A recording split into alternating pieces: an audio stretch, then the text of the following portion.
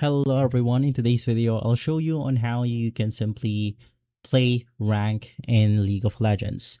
So you want to head over to your Riot launcher. From here, of course, you want to click League of Legends and actually launch the game right here by pressing the play button.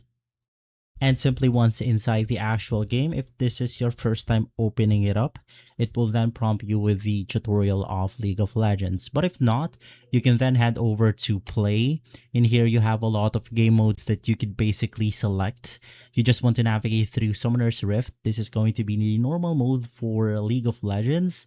In here, you want to click on rank, solo or duo. There's basically two types of ranks in here. You have the solo and duo. It's totally different from playing trios and above. So if you party with 3 people up to 5, it's going to be a way different mode than the solo and duo rank.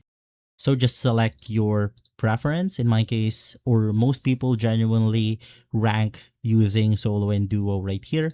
So you then want to simply select your roles. For example, if you are a top player or maybe you are a middle player, you just want to select those, click find match, and from there you are good to go. And so guys, if this video has been helpful, leave a like, subscribe, and follow us for more videos like this. Thanks for watching.